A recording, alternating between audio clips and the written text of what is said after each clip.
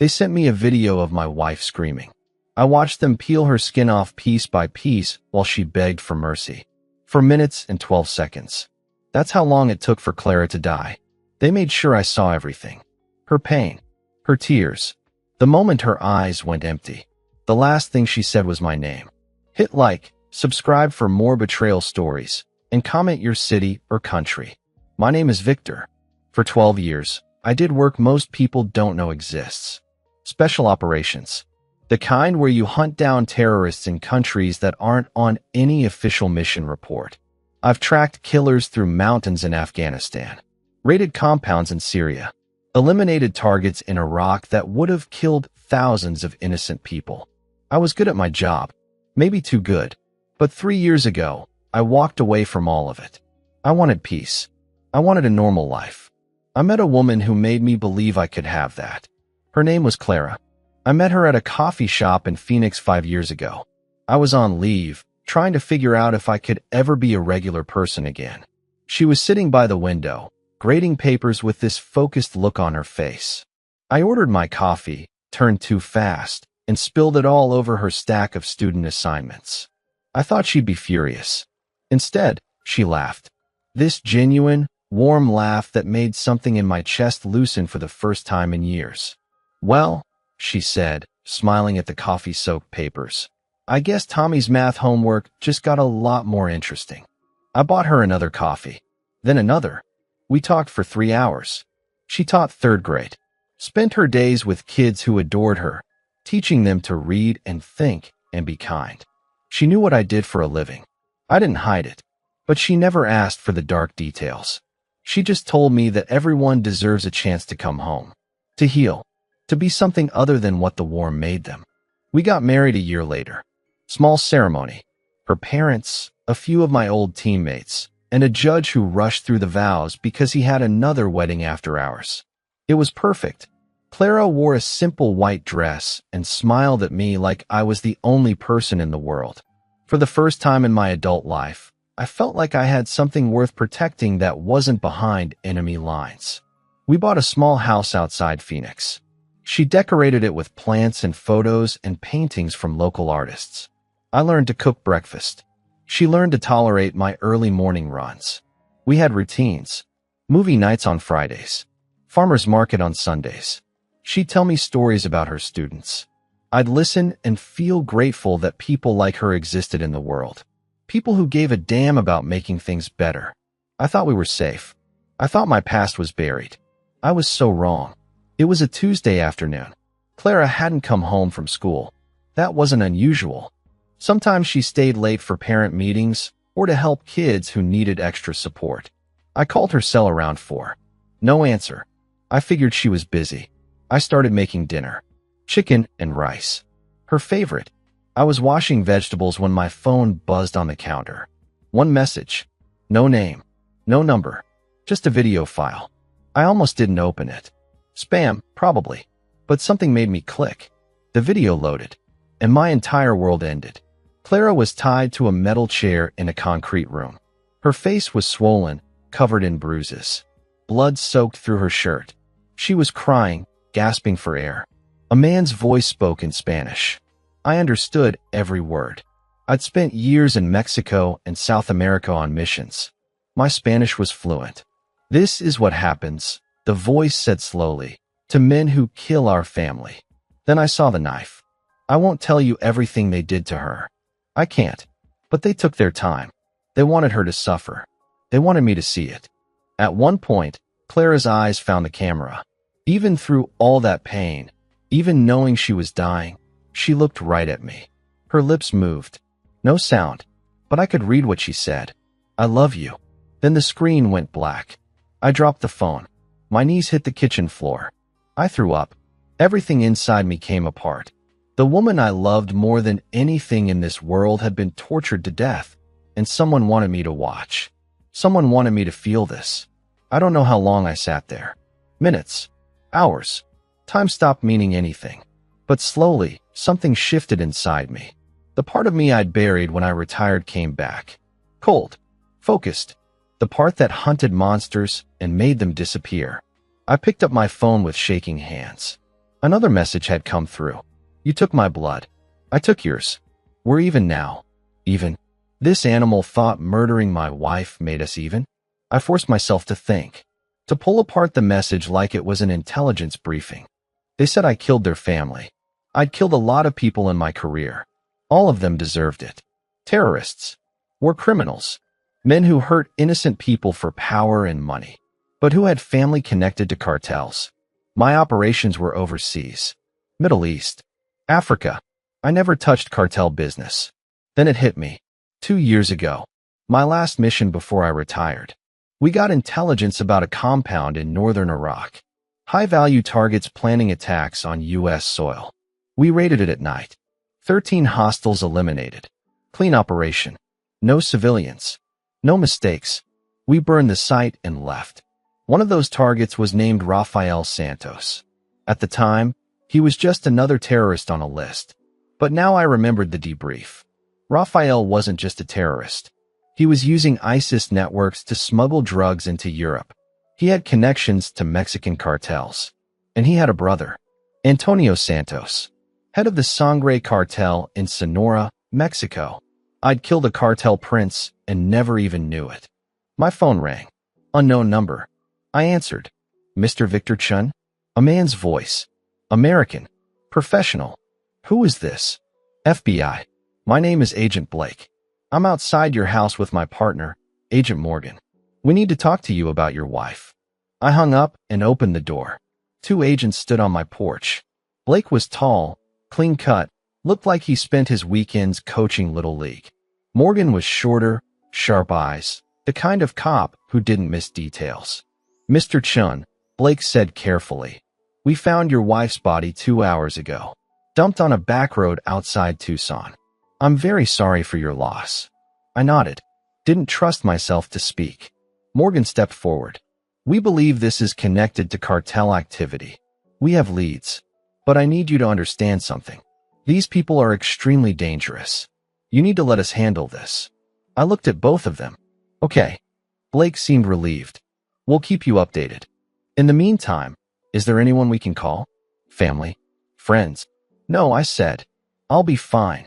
They left their cards and drove away. I watched their taillights disappear down the street. Then I walked back inside, locked the door, and went to the closet in our bedroom. In the back, behind Clara's winter coats, was a locked case. I hadn't opened it in 3 years. Inside were things from my old life. Contacts, equipment, information. I pulled out a sat phone and dialed a number I'd memorized a decade ago. It rang 3 times. Yeah. A gruff voice answered. It's Victor. I need everything you have on Antonio Santos and the Sangre cartel. Silence. Then, Victor, man, you've been out for years. Why? They killed Clara. Another pause. Longer this time. I'll send you a file in an hour. Victor, be careful. I hung up, sat on the edge of the bed Clara and I shared. Her pillow still smelled like her shampoo.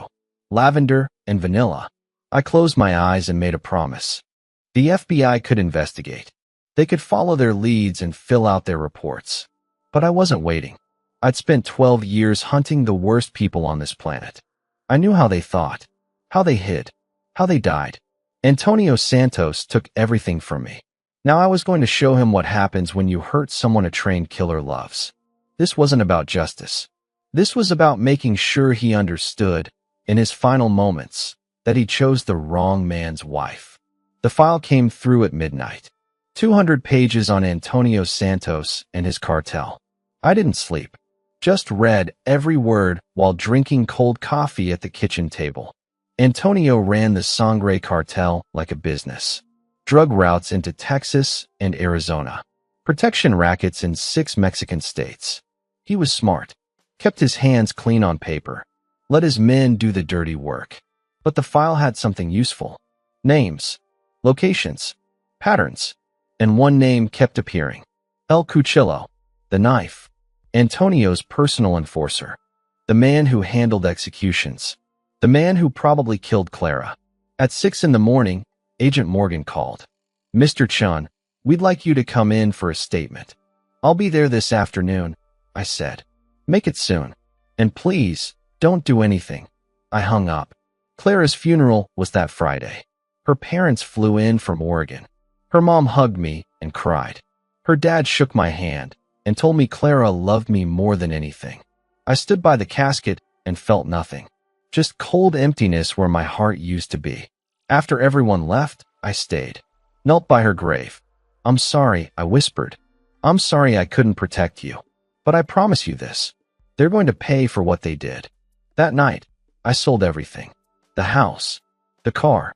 Clara's parents took her belongings. I kept one photo. Clara laughing at our wedding. I put it in my wallet. Then I gathered my gear.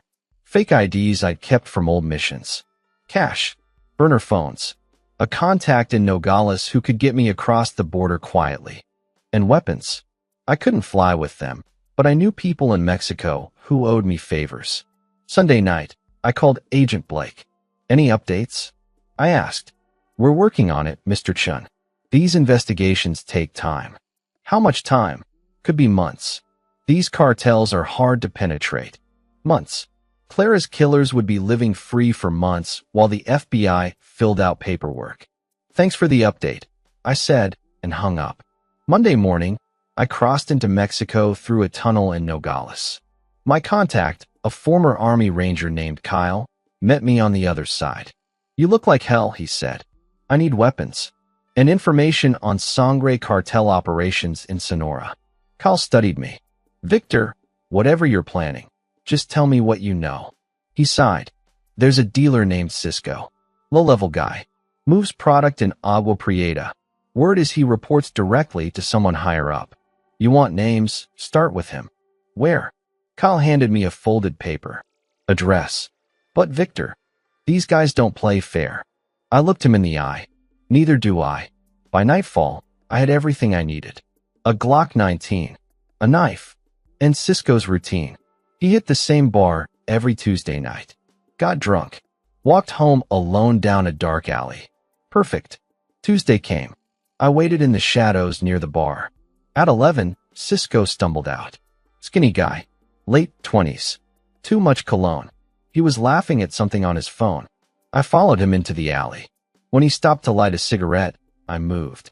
My hand covered his mouth. Knife to his throat. Scream and you die, I said in Spanish. Not if you understand.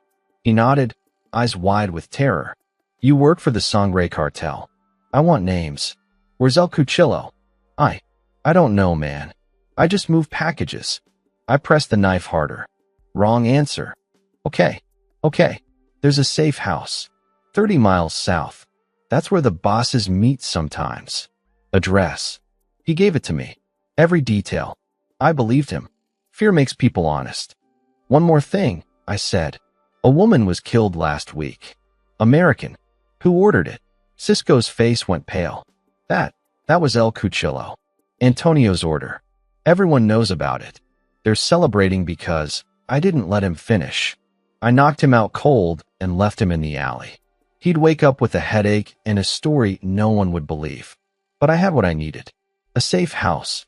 30 miles south. That's where I'd find the next piece of this puzzle. That's where I'd start tearing Antonio's world apart.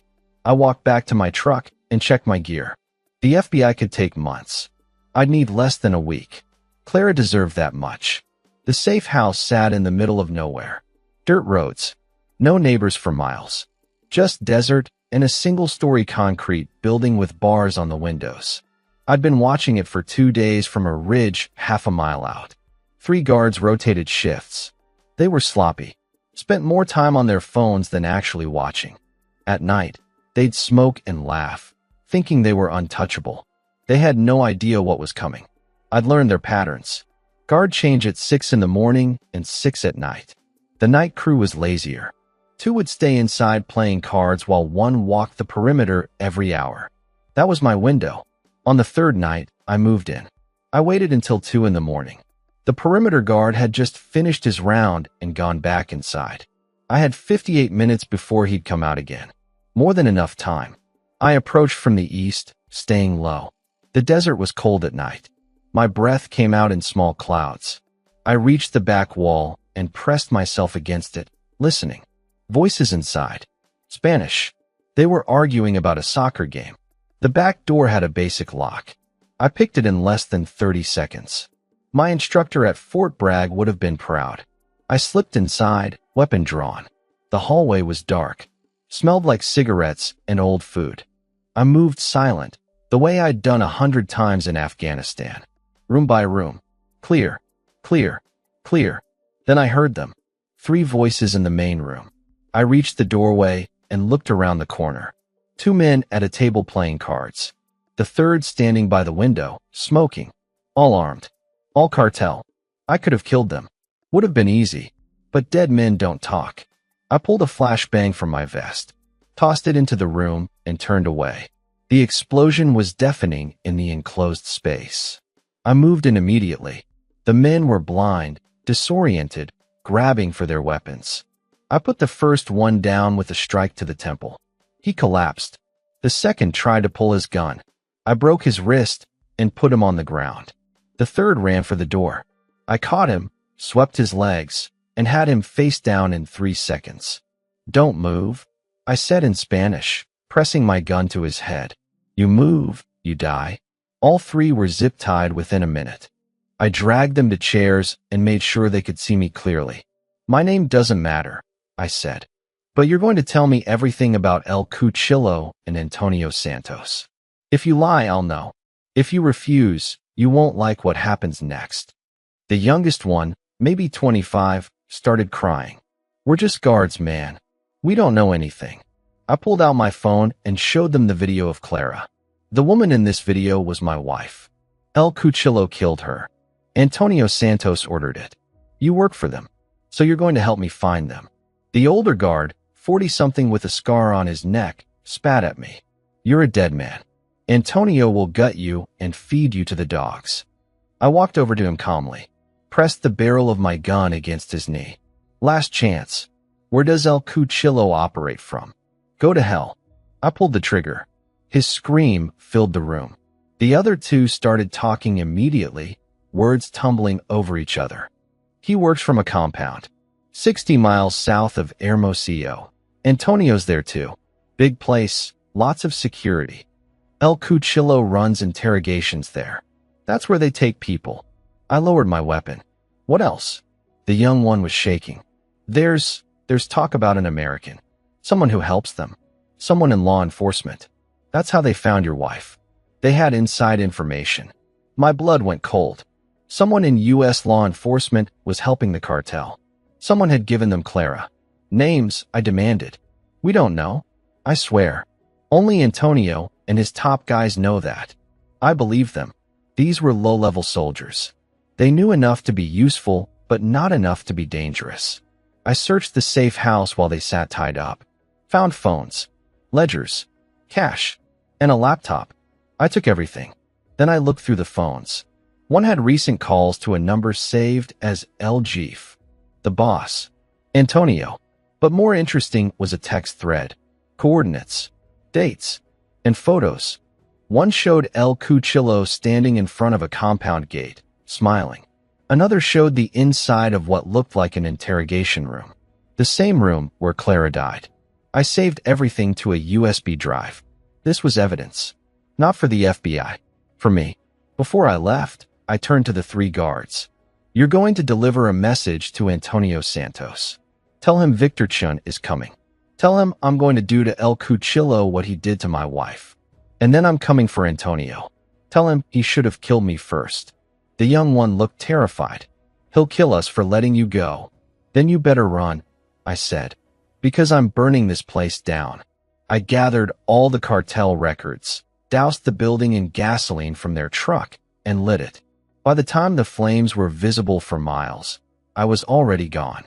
I drove through the night, heading south. The laptop would take time to crack, but the phones gave me what I needed. El Cuchillo wasn't hiding. He was operating openly, protected by Antonio's power. That protection was about to disappear. 60 miles south of Hermosillo. That's where the compound was. That's where the man who tortured my wife felt safe. I'd spent years raiding compounds in hostile territory, taking out high-value targets surrounded by armed guards. This was just another mission. Except this time, It was personal. I stopped at a gas station just before dawn. Bought coffee and a burner phone. Called Kyle. I need intel on a compound south of Hermosillo. Heavy security. Cartel operation. Kyle was quiet for a moment. Victor, you're going after them alone? Just get me the intel. This is suicide, man. Then make sure the intel is good. He sighed. I'll see what I can do. But Victor, these guys have an army. You can't take them all. I don't need to take them all, I said. Just one. El Cuchillo. The rest are just in the way. I hung up and stared at Clara's photo in my wallet. Her smile. Her eyes. The way she looked at me like I was someone worth loving. I'm coming, baby, I whispered. Almost there. The sun was rising over the desert. Another day. Another step closer to the man who took everything from me. The FBI could take months to build a case. But I'd be done in days. Because monsters like El Cuchillo don't fear the law. They fear men like me. Men who've done worse things to worse people in darker places. Men who know that sometimes justice doesn't come from a courtroom. Sometimes it comes in the middle of the night, when you least expect it. Kyle's intel came through the next morning. Detailed satellite images of the compound. Guard rotations. Vehicle movements. Even the layout of the buildings inside. He'd also sent something else. A warning. Victor, I pulled some favors to get this. But listen to me. That compound has 20+ armed men at any given time. Military-grade weapons. Reinforced structures. You go in there alone, you're not coming out. Think about what Clara would want. I deleted the message. Clara would want me alive. But Clara was gone. And the man responsible was sleeping safely behind those walls. I spent the day studying every detail. The compound was built like a fortress. High concrete walls. Guard towers at each corner. Single entry point with a reinforced gate. Inside were 4 buildings. Main house where Antonio likely stayed. Barracks for the soldiers. Storage facility. And a smaller structure set apart from the others. That one caught my attention. Isolated. Bars on windows. Only one door. An interrogation facility. That's where El Cuchillo would work. That's where he'd taken Clara. I couldn't just walk in the front gate. But I'd breached harder targets in Iraq and Syria. The difference was I'd had a team then. 4 or 5 operators who trusted each other with their lives. Now I was alone. But alone meant no one else would die for my revenge. I planned for 3 more days. Watched the compound from different positions. Learned the patterns. The guards changed at dawn and dusk. Food deliveries came every Tuesday and Friday. A doctor visited on Wednesdays. And every night around midnight, someone left the interrogation building and walked to the main house. El Cuchillo. Had to be. On the 4th night, I made my move. I waited until 3 in the morning. The guards were tired. Sloppy. I approached from the west side where the cameras had a blind spot. Kyle's intel was perfect. I scaled the wall using climbing gear, dropped silently into the compound yard. 2 guards were smoking near the barracks. I moved past them like a shadow. My target wasn't them. It was the small building across the yard. I reached the door. Locked. But this lock was better than the safe house. Military grade. I worked on it for 2 minutes before it clicked open. Too long. Too much exposure. But I was in. Inside was exactly what I expected. Concrete floors stained dark. Metal chairs with restraints. Tools hanging on the wall. A drain in the center of the floor. This was a place designed for one purpose. Pain. And there were photos on a desk. Polaroids of victims. People who'd crossed the cartel. People who'd suffered in this room. I flipped through them, my stomach turning. Then I found her. Clara. Tied to the chair. Blood on her face. The photo was taken moments before they started the video. My hands shook. Rage flooded through me so intense I couldn't breathe. I wanted to burn this entire compound to ash. Kill everyone inside. Make them all pay. But I forced myself to focus. Emotion got you killed. I'd learned that in my first year overseas. I searched the room. Found phones. Documents. And a laptop. I took everything. Then I heard footsteps outside. Someone was coming. I moved behind the door, knife in hand. The door opened.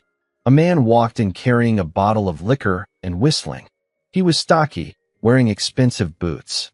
Tattoos covered his arms. One showed a knife dripping blood. El Cuchillo. He didn't see me until it was too late.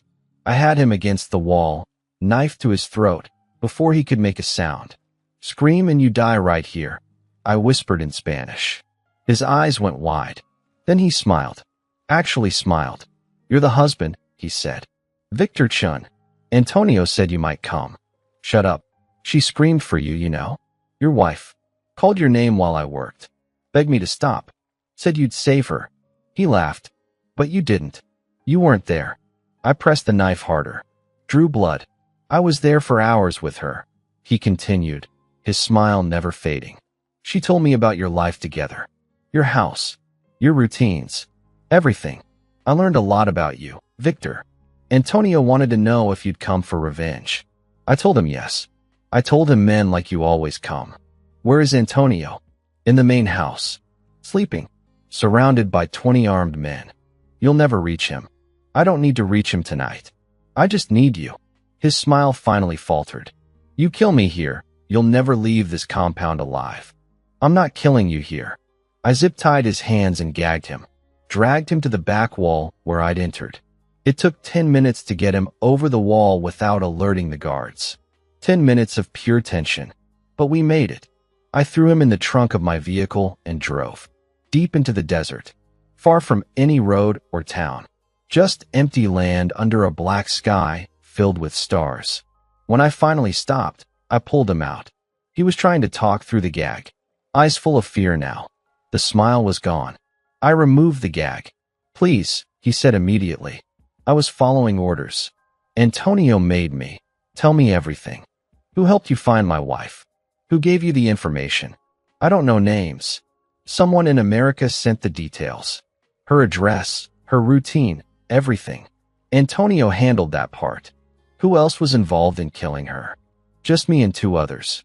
They held her while I did the work. Antonio watched on video call. He wanted to see it himself. Names of the other 2. He gave them. Both soldiers at the compound. And the American contact. What do you know? Nothing. I swear. Only that Antonio has someone high up. Someone in law enforcement who feeds him information for money. That's all I know. I believed him. El Cuchillo was a killer, but he wasn't smart enough to be trusted with important details. I pulled out my phone and started recording. Say it all again. Everything you just told me. For the camera. He did. Every word. Confessing to Clara's murder. Naming Antonio. Mentioning the American contact. When he finished, I saved the video. What? What are you going to do with that? He asked. Send it to people who can use it. The FBI. Mexican authorities. Media. Your confession will destroy Antonio's operation. He actually looked relieved. So you're letting me go? I looked at him. This man who'd tortured my wife. Who'd laughed about it. Who'd enjoyed her pain. No, I said quietly. I'm not. Wait. Please. I told you everything. You hurt the only person in this world I loved. You took your time. Made her suffer. Sent me the video so I'd never forget. You don't get to walk away from that. His eyes filled with tears. Please. I'm sorry. I'm so sorry. So am I. I didn't make him suffer. I'm not like him. But I made sure he understood why he was dying. Made sure Clara's name was the last thing he heard. When it was over, I buried him deep in the desert where no one would ever find him. Then I sat on the hood of my truck and looked up at the stars. One down. But Antonio was still alive. Still protected. Still thinking he was untouchable. And there was someone in American law enforcement helping him. Someone who'd given Clara to these monsters. I needed to find out who. I sent El Cuchillo's confession video to an encrypted email.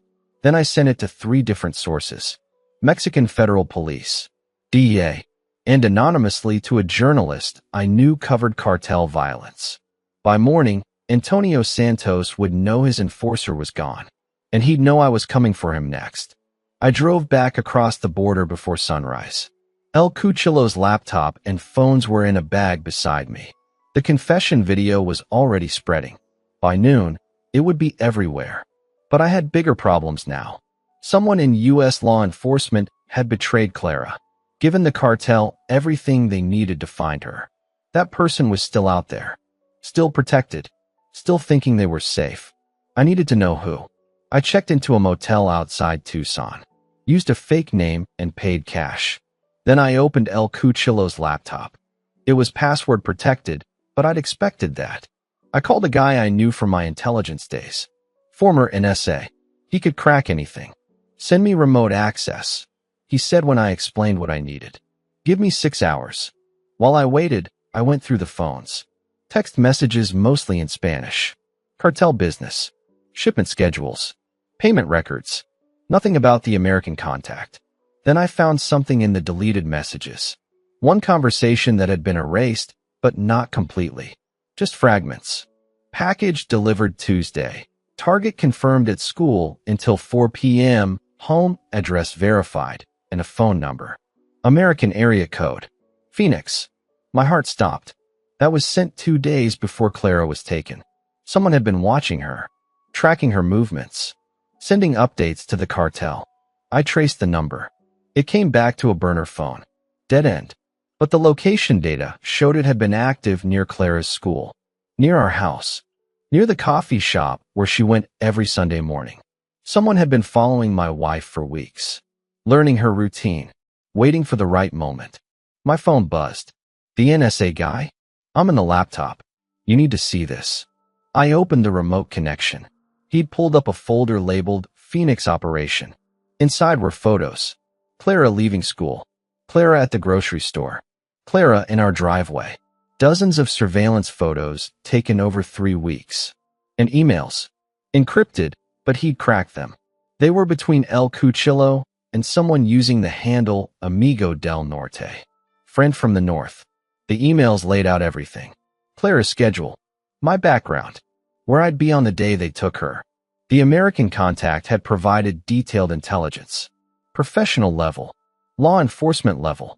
There's more, the NSA guy said. I found payment records. Wire transfers. $50,000 sent to a U.S. bank account 3 days after your wife was killed. The account is hidden behind shell companies, but I can trace it. Give me another day. Do it, I said. I need a name. I hung up and stared at the surveillance photos. Someone had watched Clara for weeks, studied her like she was a target, and then they'd sold her to the cartel for $50,000. My hands were shaking again. Not from fear, from rage. My phone rang. Agent Morgan. Mr. Chun, we need to talk. Where are you? Why? Because a video just hit the internet. A cartel enforcer confessing to your wife's murder. We both know you're involved. You need to come in before this gets worse. I'm done waiting for the FBI to do its job. Victor, listen to me. I know you're hurting. I know you want justice. But if you keep going down this path, someone in law enforcement helped them kill Clara. Someone gave the cartel her information. You want to help? Find out who. Silence. Then Morgan spoke quietly. What are you talking about? Check the video confession. El Cuchillo mentions an American contact. Someone high up. Someone who's been feeding information to Antonio Santos for money. That person is the reason my wife is dead. If that's true, we'll investigate. You do that. I'll handle the rest. I hung up. The NSA guy called back that evening. I got it. The account belongs to a shell company, but the real owner is someone named Blake Cordova. My blood went cold. Agent Blake. FBI agent, yeah? Phoenix field office. He's been on the cartel task force for 6 years. Perfect position to sell information. Blake, the agent who came to my house, who told me to stay out of it, who'd been working with Antonio Santos the entire time. He'd given Clara to them, watched her die, then showed up at my door pretending to investigate. I thought about his face that day. How calm he was. How professional. He'd looked me in the eye knowing exactly what had happened to my wife. Knowing he'd help make it happen. Are you sure? I asked. Positive. I have bank records, encrypted emails, everything. This guy's dirty. Deep cartel connections going back years. Send me everything. 20 minutes later, I had it all. Proof that Agent Blake had been selling information to the Sangre cartel. Names of witnesses he'd compromised. Cases he'd sabotaged. And payments totaling over $2 million. Clara wasn't his first victim, just his most recent. I sat in that motel room and made a decision. Antonio Santos was still the primary target, but Blake was just as guilty, maybe more. He'd betrayed everything he was supposed to stand for, used his badge to help monsters. He needed to pay too. But first, I needed to expose him, bring him down the right way. Because if I just killed him, the FBI would cover it up, protect their own. The truth would disappear. I copied all the evidence to multiple drives, sent copies to Agent Morgan, the DOJ, and 3 journalists. Then I sent one more email to Blake himself. I know what you did. I know about Antonio, about the payments, about Clara. You have 24 hours to turn yourself in. If you don't, I'm coming for you next. I didn't expect him to surrender. Men like Blake never do. But I wanted him to know. Wanted him to feel the fear Clara felt.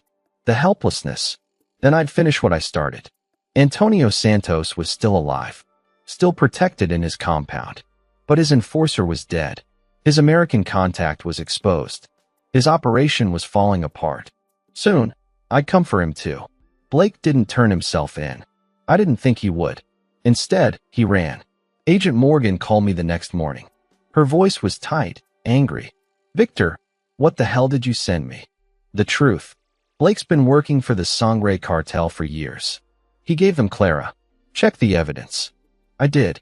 We all did. Internal Affairs has been going through it all night. If this is real, it's real. She was quiet for a moment. Blake didn't show up for work this morning. His house is empty. He's gone. He's running to Mexico. To Antonio. That's where he'll feel safe. We've issued a warrant. Border Patrol is watching for him. Victor, you need to let us handle this now. You've done enough.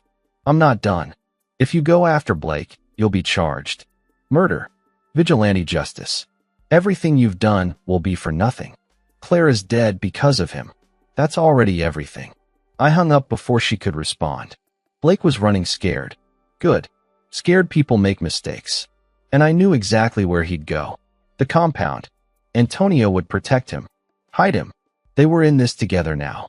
But that compound was a fortress. 20 armed men. High walls. I'd gotten lucky with El Cuchillo. Caught him alone. Antonio wouldn't be that careless. I needed help. Real help. The kind that came from people who'd seen combat and knew how to handle impossible situations. I made 3 calls. To former teammates. Men I'd served with in Iraq and Afghanistan. Men who trusted me with their lives. The first was Hunter. Sniper. Best I'd ever seen. He listened to everything without interrupting. Then he said, "I'm in." Went in where? The second was Dominic. Explosives expert. He'd saved my life twice in Syria. For Clara? I'll be there tomorrow. The third was Tristan. Medic and close quarters combat specialist. You should have called me sooner, brother. I'm already packing. Within 48 hours, we were together in a safe house outside Hermosillo. For men who'd fought in the worst places on earth. Who understood what it meant to face impossible odds. I laid out the plan. Showed them the compound layout. The guard rotations. The target. Antonio Santos is inside. So is Blake. Maybe 20 hostiles total. We go in fast. Hit them before they can organize a defense. Our goal is Antonio and Blake. Everyone else is just in the way. Hunter studied the satellite images. That's a lot of firepower for 4 guys. We've done worse. Dominic nodded. Fallujah. Remember that building? 8 hostiles. 4 of us. We made it work. Tristan looked at me. This isn't a military operation, Victor. This is personal. You sure you can keep your head clear? Clara deserves justice. That's all that matters. He held my eyes for a long moment, then nodded. All right, let's plan this right. We spent 2 days preparing, studying the compound, running scenarios, gathering equipment. Dominic rigged breaching charges. Hunter found a position for Overwatch. Tristan prepped medical supplies in case things went bad. And I contacted one more person. Kyle, my contact in Mexico. I need a favor, I told him. When this is over, make sure the Mexican authorities know what happened. Make sure they know Antonio Santos was responsible for dozens of murders. Make sure the world knows the truth. You planning on surviving this? Kyle asked. Planning on it. but just in case. He was quiet. Then, Clara was good people, Victor. Finish this. Come home. On the third night, we moved. The compound was dark except for lights on the guard towers. We approached from the north. Hunter set up on a ridge 800 meters out with a clear view of the towers. Dominic planted charges on the north wall. Tristan and I waited with assault rifles ready. At exactly midnight, Hunter's voice came through the radio. Towers clear. 2 shots. 2 guards down. Silent. Dominic blew the charges. The wall exploded inward. We moved through the smoke fast and low. Gunfire erupted immediately. Cartel soldiers poured out of the barracks. But we'd trained for this. Moved like a machine. Tristan covered left. I covered right. We pushed forward while Hunter dropped targets from his perch. 3 down, Hunter reported calmly. 5 more in the yard, I called out. We engaged. The cartel soldiers were dangerous but undisciplined. They fired wild. Wasted ammunition. We didn't. Every shot counted. Every movement had purpose. Dominic breached the main house door. We pushed inside. More gunfire. A soldier came around the corner. Tristan put him down. Another tried to ambush us from a room. I handled him. Then we heard shouting from upstairs. Spanish. Panicked. Antonio. We moved up the stairs. 2 more guards tried to stop us. They failed. We reached the top floor and kicked in the last door. Antonio Santos sat behind a desk with a gun in his hand. Next to him stood Blake. Both looked terrified. Don't move, I said, weapon aimed at Antonio's chest. Blake raised his hands. Victor, wait. We can work this out. I can testify. Give you everything on Antonio. You gave them Clara. I didn't know they'd kill her. I just provided information. I didn't. You sold my wife for money. Watched her die. Then pretended to investigate. Antonio spoke in accented English. Your wife was collateral. You killed my brother. I took your woman. We're even. We're not even. I looked at both of them. These 2 men who destroyed my life. Who'd taken everything from me. Part of me wanted to kill them both right there. End it. But Tristan's voice came through. Victor, Mexican federals just arrived. We've got 5 minutes before they breach. I made a choice. Lowered my weapon slightly. Get on your knees.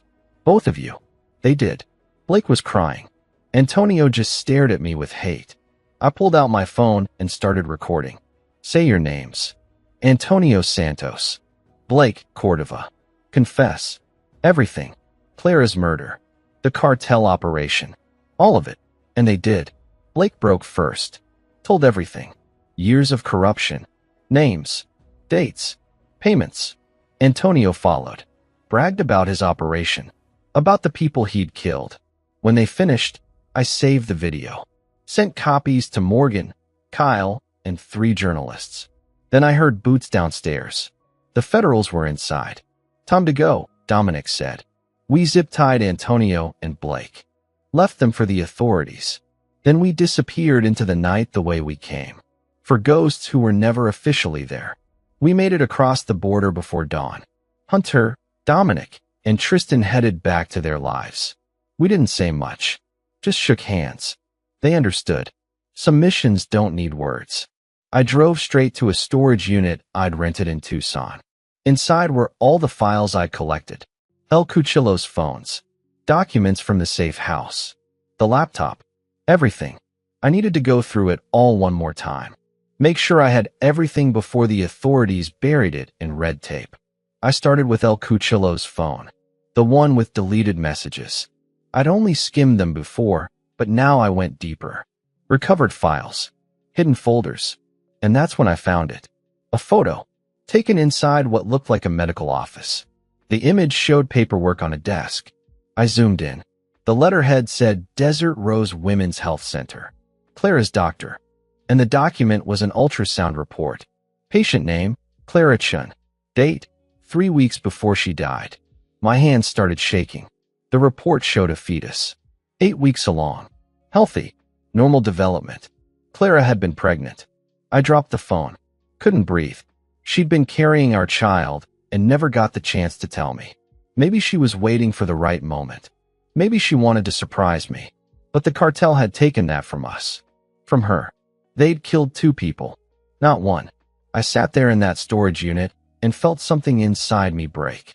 I thought I understood the full scope of what they'd done. But this was worse.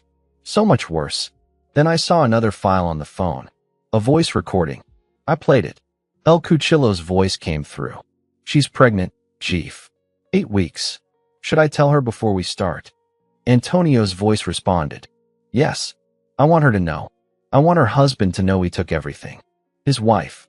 His child. His future. Then Clara's voice. Crying. Please. Please don't hurt my baby. I'll do anything. Please. El Cuchillo laughed. Your husband killed Familia. Now you pay. I stopped the recording.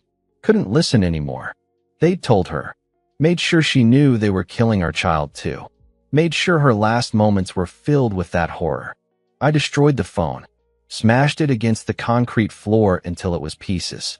Then I sat with my head in my hands and cried for the first time since Clara died. Not just for her. For the baby I'd never meet. The family we'd never have. The future they'd stolen. When I finally pulled myself together, I went back to the laptop. Forced myself to keep looking. If they'd known about the pregnancy, that meant they'd had access to Clara's medical records. That level of access required more than just surveillance. I dug deeper into Blake's encrypted files. Found correspondence I'd missed before. Emails between Blake and someone else. The emails were coded, but the pattern was clear. Blake wasn't working alone. There was another mole. Someone with access to medical records. Financial information. Private data. The kind of access that took years to build. High-level clearance. I traced the email thread back. Found a name buried in the metadata. Morgan. Agent Morgan. No, that couldn't be right. Morgan was the one who'd seemed genuinely upset about Clara. Who'd pushed internal affairs to investigate Blake. Who'd helped me. But the evidence was there. Encrypted payments to an offshore account linked to her name. Communication logs showing she'd accessed Clara's medical files 2 weeks before the murder. Access she had no official reason to request. She'd been helping Blake, covering for him. And when I'd exposed Blake, she'd played the shocked partner perfectly. Made herself look innocent while secretly working to contain the damage. I felt sick. Morgan had looked me in the eye and lied. Pretended to care about justice while working for the people who'd butchered my wife. My phone rang. Morgan. I answered, but didn't speak. Victor. Her voice sounded concerned. I've been trying to reach you. We got Antonio and Blake. They're in custody. Mexican authorities are cooperating.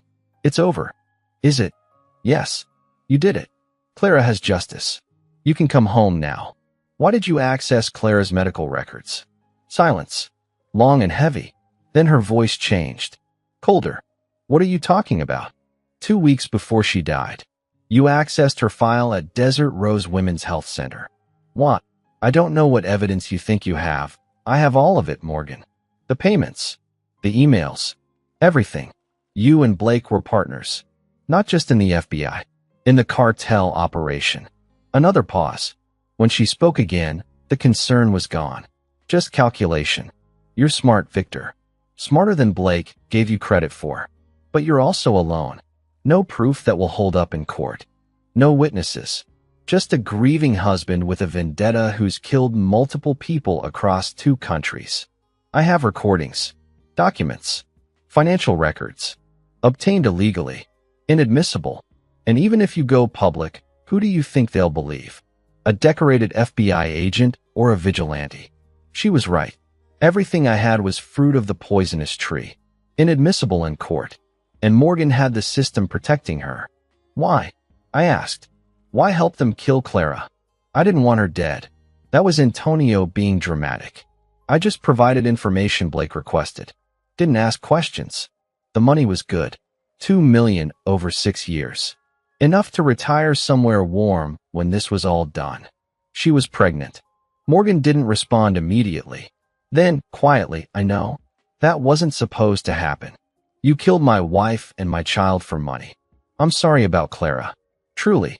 But this is business, Victor. Nothing personal. And now it's over. Blake will take the fall. Antonio's going to prison. Everyone gets justice. You should walk away while you can. I'm not walking away. Then you're making a mistake. I have friends. Resources. You come after me, you won't win. You'll just end up dead or in prison next to Antonio. Is that what Clara would want? She hung up. I sat there staring at the phone. Morgan was protected, connected. She'd built her corruption carefully over years. Taking her down wouldn't be like hunting cartel soldiers. It would require proof that could stand up in court. But I had something she didn't expect. Something Blake had kept as insurance against her. I opened Blake's laptop one more time. Found a hidden folder I'd overlooked. Inside were videos. Recordings of conversations between Blake and Morgan. Planning operations. Discussing payments. Laughing about cases they'd sabotaged. And one video showing Morgan meeting with Antonio Santos personally. Shaking hands. Taking an envelope full of cash. Blake had been recording everything. Probably planning to use it if he ever got caught. Mutual assured destruction. Now I had it all. I copied everything to multiple drives. Encrypted them. Then I made a call. Not to the FBI. To the Department of Justice. Inspector General's office. The people who investigated federal agents. I told them everything. Sent them the evidence. Bank records. Videos. Emails. All of it. Within 6 hours, Morgan was arrested.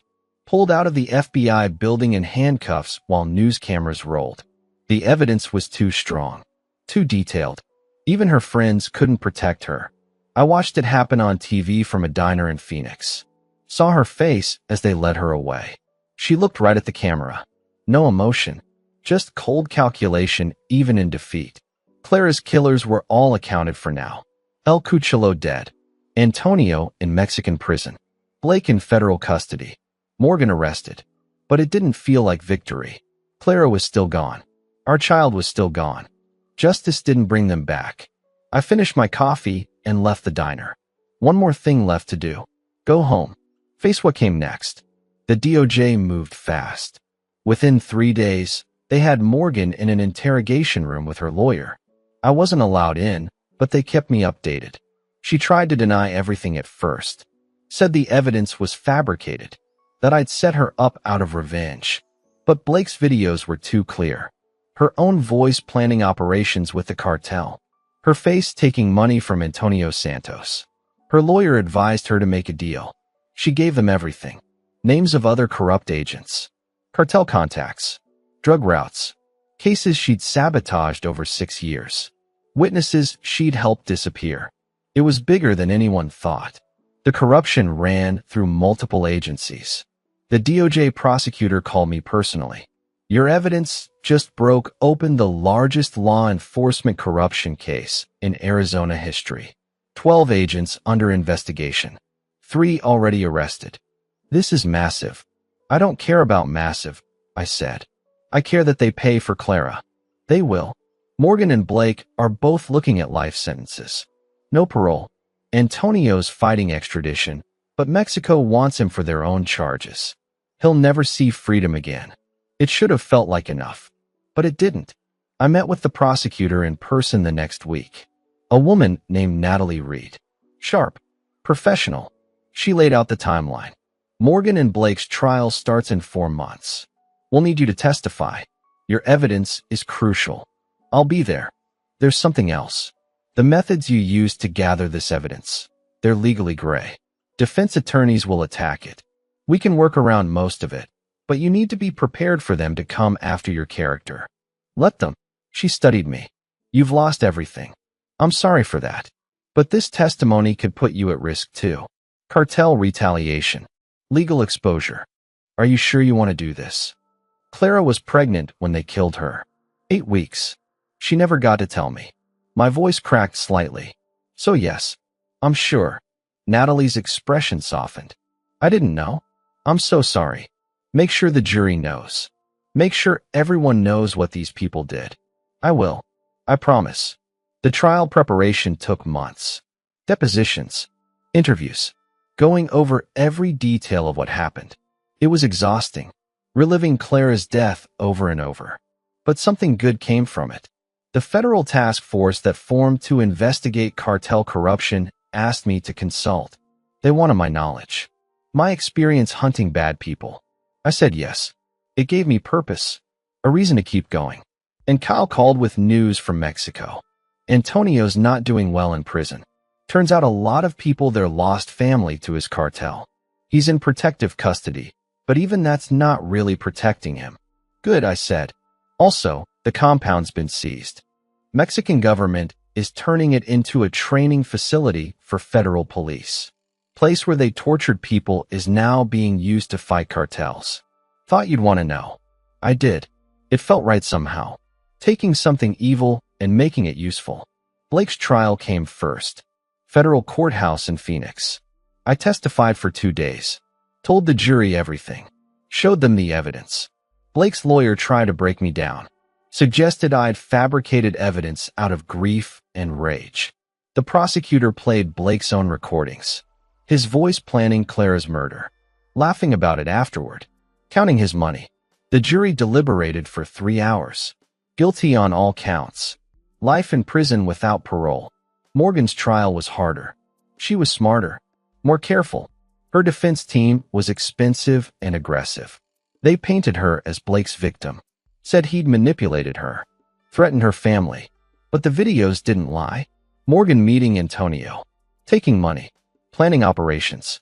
Accessing Clara's medical records. I testified again. This time I brought Clara's ultrasound photo. Held it up for the jury. This is what they killed, I said. My wife and our unborn child. Morgan made that possible. She gave them the information. Helped them hunt Clara like an animal. For money. The courtroom was silent. Morgan was convicted. Life without parole. Same as Blake. When the verdict was read, she looked at me. No emotion. Just that same cold calculation. Like she was analyzing where she'd made her mistake. Not sorry for what she'd done. Just sorry she got caught. I walked out of that courthouse and felt hollow. Justice was done. Everyone responsible was paying. But Clara was still gone. And I didn't know what came next. 2 months after the trials, I got a call from the DOJ. They had a proposition. We're assembling a task force, Natalie Reed explained. Specialized unit focused on cartel violence and corruption. We want people with real experience. People who understand how these organizations work. We want you. I'm not a federal agent. No, but you've done more damage to the Sangre cartel in 3 months than we did in 5 years. You know how to hunt, how to gather intelligence, how to operate in hostile territory. We need that. What would I do? Consult, train agents, help us identify targets and plan operations. It's contract work, good pay, and it would be legal this time. I thought about it. Thought about sitting alone in an empty house with nothing but memories. Or doing something useful. Something Clara would have wanted. I'm in. The task force operated out of El Paso. Mixed team. DEA. FBI. Homeland Security. Even some military intelligence. Our target was simple. Dismantle cartel operations on both sides of the border. I spent 6 months training agents. Teaching them what I'd learned overseas. How to track targets. How to operate in dangerous territory. How to think like the enemy. We ran operations into Mexico with federal approval.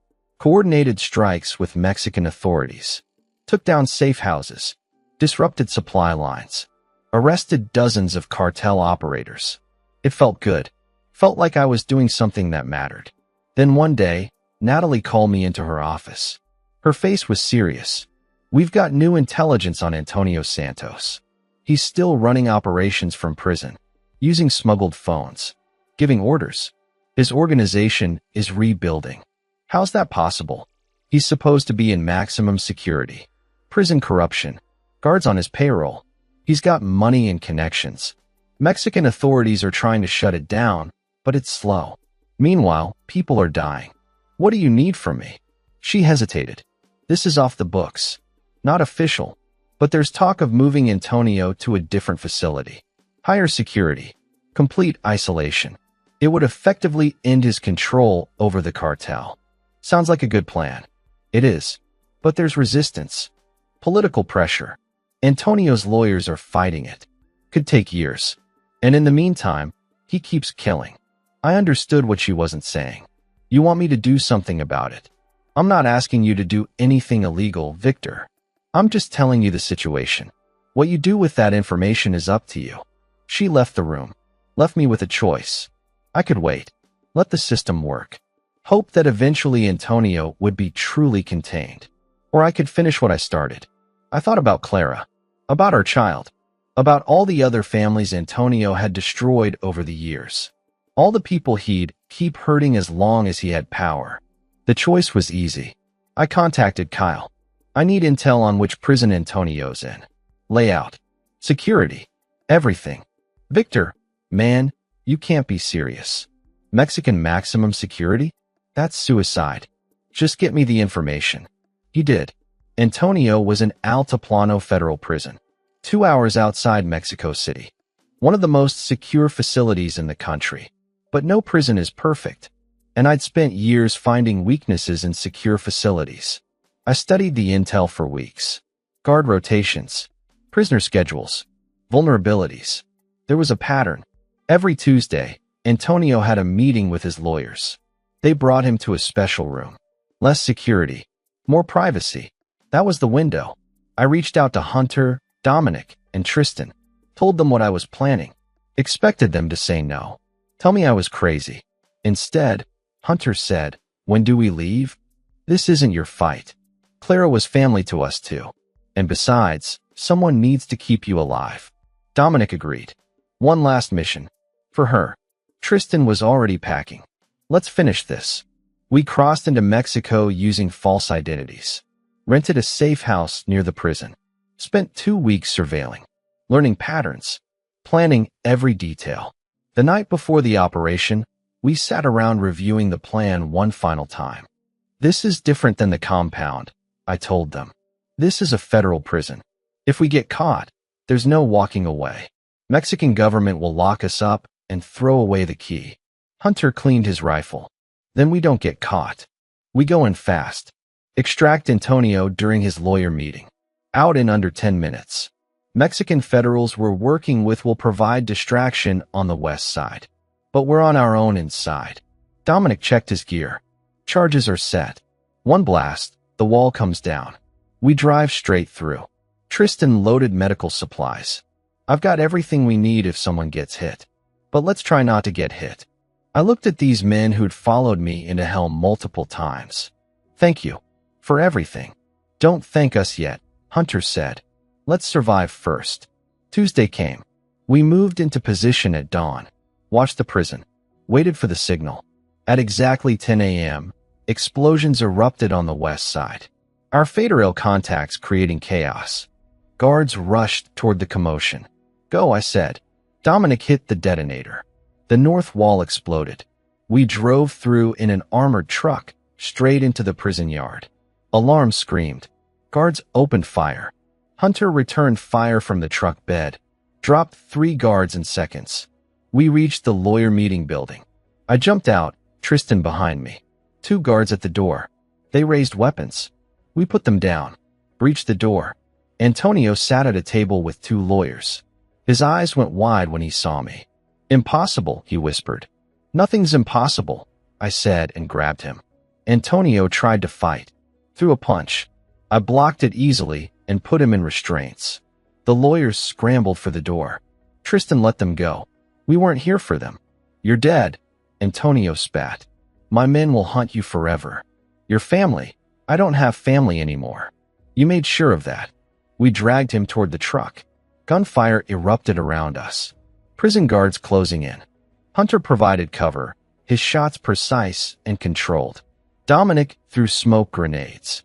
We pushed through the chaos. A guard appeared from the left. Tristan handled him.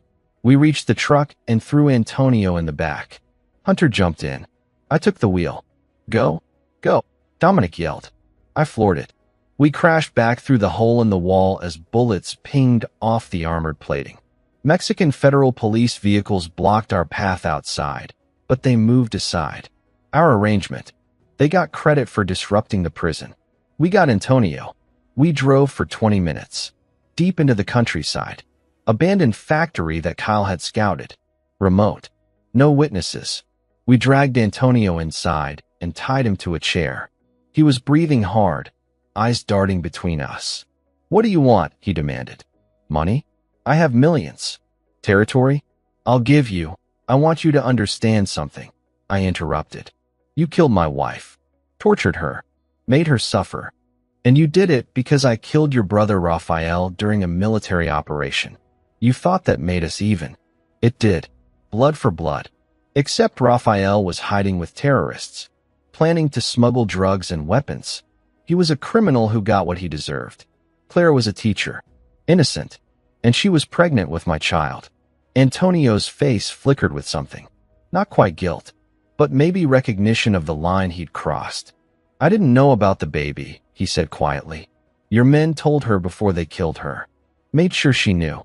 Made sure she died in terror, knowing they were killing our child too. He looked away. That was El Cuchillo. He went too far.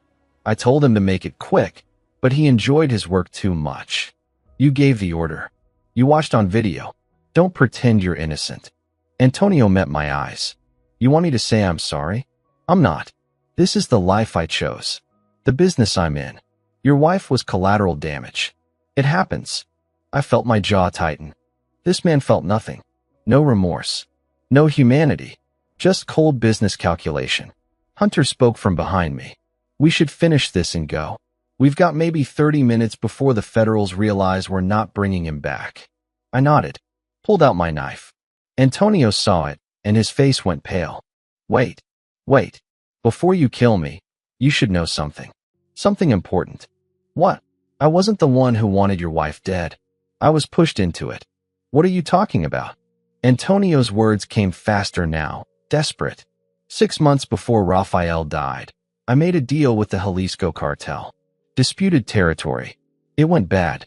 They blamed me for the death of one of their suppliers. But the man who really killed him was an American. Former military. He'd been working freelance, taking out their operations for money. My blood went cold. What was his name? I don't know his real name. But the Jalisco Cartel wanted him dead. They found out you'd killed Raphael. Saw an opportunity. They came to me. Told me they'd help me get revenge on you if I did it their way. Made it personal. Made it hurt. You're lying. I'm not. They gave me Blake's contact. Gave me the money to pay him. They wanted you broken. Wanted you to suffer before they killed you. Your wife was their idea, not mine. Tristan stepped forward. Why would the Jalisco Cartel want Victor specifically? Antonio looked at me. Because 5 years ago, before you retired, you ran an operation in Guadalajara. Took out a weapons dealer named Miguel Vargas. You remember? I did. Miguel Vargas had been selling military-grade weapons to terrorists. We'd eliminated him and his entire cell. Clean operation. Sanctioned by the government. Vargas was the Jalisco Cartel leader's cousin. Antonio continued. They've been looking for the American who killed him for years. When they found out about Raphael's death, they connected you to Vargas. Realized you were the one. They used me to destroy you. I felt like I'd been punched. So this wasn't about Raphael at all. Oh, I wanted revenge for my brother. Don't misunderstand. But the Jalisco Cartel gave me the resources. The plan. They wanted you to suffer first. Then they were going to kill you themselves. I was just their tool. Hunter lowered his rifle. If that's true, then this isn't over. The Jalisco Cartel is still out there. Still wants Victor dead. Antonio nodded. That's why I'm telling you. You kill me, fine. I deserve it. But you're not done. They're still coming. And they're bigger than Sangre ever was. More connected. More dangerous. I stood there processing this. Everything I'd done. Everyone I'd taken down. And it was all because of something I'd done years ago. A sanctioned military operation that I'd never thought twice about. Dominic spoke carefully. Victor, if he's telling the truth, he's telling the truth, I said. The pieces fit too well. The professional surveillance of Clara. The inside information. The brutality designed to break me emotionally. It wasn't just cartel revenge. It was calculated psychological warfare. What do we do? Tristan asked. I looked at Antonio. Give me names. Everyone in the Jalisco Cartel who was involved in planning Clara's death. You'll let me live? No. But I'll make it quick instead of slow. Your choice. He gave me everything. Names. Locations. the structure of the operation, how they'd manipulated him, how they'd funded it. Everything. When he finished, I kept my word. Made it quick. Antonio Santos died knowing he'd been used, that his revenge had been someone else's weapon. We burned the evidence and left. The Mexican federals found the body 3 hours later. Officially, Antonio had been killed during an escape attempt. No one asked questions, but I had new information, new targets. The people truly responsible for Clara's death were still alive, still operating, still dangerous. The war wasn't over. It was just beginning. We returned to the United States through unofficial channels. Cal made sure we disappeared from Mexican records. As far as anyone knew, we were never there. The DOJ kept quiet about Antonio's death. Officially, he died during a prison riot. No mention of Americans. No mention of extraction. Natalie called me once. I don't know what happened in Mexico, she said carefully. And I'm not asking. But Antonio Santos is gone. His cartel is falling apart. You did what you set out to do. It's not finished. Victor, you need to let it go. You've lost enough. Don't lose yourself too. But she didn't understand. The Jalisco cartel was still out there. The people who'd truly orchestrated Clara's murder were still breathing, still planning, still dangerous. I spent weeks gathering intelligence. The names Antonio had given me checked out. 3 high-ranking Jalisco leaders had planned everything, used Antonio as their weapon. They were careful, protected, but everyone makes mistakes. Hunter found the first one in Culiacan. Dominic located the second in Tijuana. Tristan tracked the third to a compound outside Guadalajara. We planned 3 simultaneous operations. Hit them all at once so none could warn the others. It took 2 months of preparation, detailed surveillance, careful planning. When we moved, it was surgical. In and out. No collateral damage. Just the targets. Each one got the same message before they died. Clara's name. What they'd done. Why they were paying for it. When it was over, I sat in a hotel room in San Diego and felt empty. Everyone responsible for Clara's death was gone. Blake, Morgan, El Cuchillo, Antonio, the Jalisco leaders. All of them. Justice was done. But Clara was still dead. Our baby was still gone. And I was still alone. I flew back to Phoenix. Drove to the cemetery where Clara was buried. Knelt by her grave for the first time in months. It's done, I whispered. Everyone who hurt you is gone. I kept my promise. The wind rustled through the trees. Birds sang. Life went on around me like nothing had happened. I found something. I continued, pulling out a small photo from my wallet. It was the ultrasound image I'd discovered. The baby we'd never meet. You were going to tell me, weren't you? Probably had some special way planned. You always made things special. Tears ran down my face. First time I'd cried since the storage unit. I'm sorry I couldn't protect you. Sorry I brought this life into ours. You deserve better. You deserve to grow old. To see our child grow up. To have the peaceful life we planned. I placed the ultrasound photo on her grave, weighted down with a smooth stone. I love you, Clara. I'll always love you. Both of you. A voice spoke behind me. Mr. Chun. I turned. Clara's mother stood there, holding flowers. Her father was a few steps behind her. I'm sorry, I said, standing quickly. I didn't mean to intrude. You're not intruding, she said softly. This is your wife. You belong here. She placed her flowers next to the ultrasound photo. Saw it. Her hand went to her mouth. She was pregnant? I nodded. 8 weeks. I found out after everything. I don't think she knew how to tell me yet. Clara's mother started crying. Her father put his arm around her. Then he looked at me. The people who did this. Are they? They're gone. All of them. They'll never hurt anyone else. He nodded slowly. Good. Clara always said you were the strongest man she'd ever met. Not because you were a soldier. Because you knew how to love deeply. How to protect what mattered. She'd be proud of you. I failed her. No. Clara's mother said firmly, wiping her tears. You loved her. You gave her 3 beautiful years of happiness. And you made sure she got justice. You didn't fail her, Victor. You honored her. We stood together by the grave. 3 people bound by loss. After a while, Her parents said goodbye and left me alone. I sat there until sunset, watching the light fade, thinking about everything that had happened, everything I'd done, everything I'd lost. Finally, I stood. I have to figure out what comes next, Clara. Can't keep living in the past. Can't keep hunting ghosts. You'd want me to move forward. Find some kind of peace. The idea came to me on the drive home. A way to honor Clara. To make sure her death meant something. I spent the next month working with lawyers and financial advisors. Liquidated everything I had. The insurance money. My savings. Payments from the DOJ consulting work. All of it went into a foundation. Clara's Light Foundation. Dedicated to helping families affected by cartel violence. Legal support. Counseling. Relocation assistance. Everything I wished had existed when Clara was taken. We opened offices in Phoenix, El Paso, and San Diego. Hired people who understood the trauma, who'd lived it themselves. Within 6 months, we'd helped 40 families escape violence, get justice, rebuild their lives. It didn't bring Clara back. Nothing could, but it gave her death meaning. Made sure other families had support when they needed it most.